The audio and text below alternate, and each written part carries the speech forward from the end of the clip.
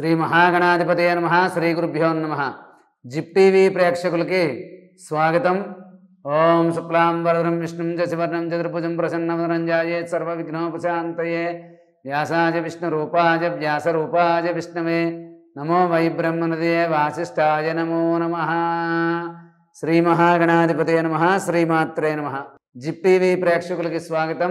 మనం ఈ రోజున పుబ్బా నక్షత్రం వారు ఏ దైవాన్ని పూజించాలి, ఏ గ్రహాన్ని ఆరాధించాలి, ఏ రోజు నియమాలు పాటించాలి, ఎటువంటి మంత్రాన్ని జపించాలి, ఎటువంటి వృక్షాన్ని నీళ్లు పోసి పెంచాలి, అదేవిధంగా ఏ క్షేత్రాన్ని సందర్శిస్తే వీళ్ళకి మంచి జరుగుతుంది అనే విషయాల గురించి మనం ఈ రోజున తెలుసుకుందాం. ఈ పుబ్బా నక్షత్రం వారు శుక్రుణ్ణి ఆరాధించాలి. వీళ్ళు శుక్రగ్రహాన్ని ఆరాధించాలి. ప్రతి శుక్రవారం కూడా నవగ్రహాలు ఉన్న చోటకు వెళ్ళి శుక్రగ్రహం దగ్గర కొన్ని బొబ్బర్లు వేసి ఒక 5 కానీ 7 కానీ 9 కానీ తెల్లని పువ్వులు పెట్టి తెల్లని వస్త్రాన్ని పెట్టి 27 సార్లు ప్రదక్షిణ చేయండి, మీకు మంచి జరుగుతుంది. అదేవిధంగా శుక్రవారం నాడు ఓం శ్రీమాత్రే నమః భువనేశ్వర్యై నమః, శ్రీమాత్రే నమః భువనేశ్వర్యై నమః, ఈ 2 మంత్రాలు ప్రతి శుక్రవారం ఉదయం సాయంత్రం మీ ఇంటి దగ్గర దేవుడి మందిరంలో కూర్చుని లక్ష్మీదేవి ఫోటో దగ్గర ఆవునేతితో దీపారాధన చేసి 108 సార్లు ఈ 2 మంత్రాలు జపించండి.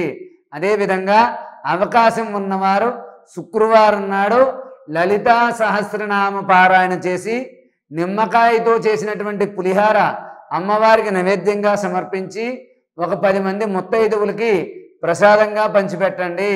అదేవిధంగా మాస శివరాత్రి నాడు శివుడికి అభిషేకంతో పాటు అమ్మవారికి కుంకుమ పూజ జరిపించుకుని ఒక 5 ముత్తైదువులకి బత్తాయి పళ్ళు జాకెట్ బట్ట మీరు సమర్పించండి, మీకు అంతా కూడా మంచే జరుగుతుంది.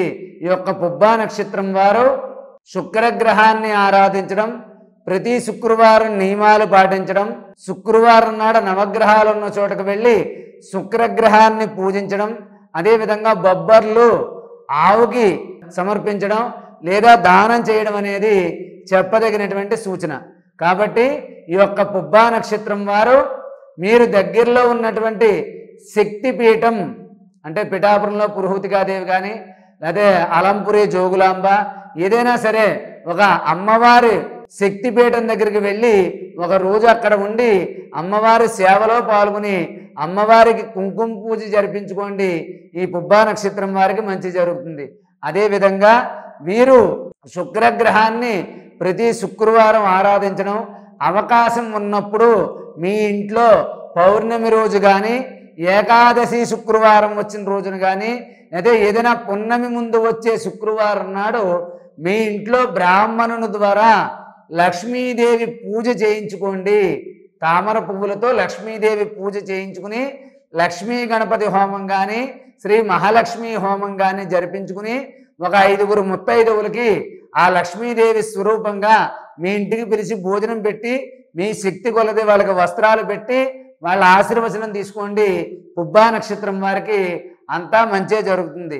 అదేవిధంగా ఈ యొక్క నక్షత్రం వాళ్ళందరూ కూడా నేను చెప్పిన పరిహారాలు పాటించడంతో పాటు మీ జాతకం ప్రస్తుతం ఎలా ఉంది, మీ జాతకంలో ఏ గ్రహం నడుస్తోంది, ఆ గ్రహానికి ఏ పరిహారం చేసుకోవాలి అనే విషయాలు మమ్మల్ని సంప్రదించి తెలుసుకుని మీరు తద్వారా పరిహారాలు చేసుకుంటే మీకు సంపూర్ణమైన ఫలితాలు కలుగుతాయి.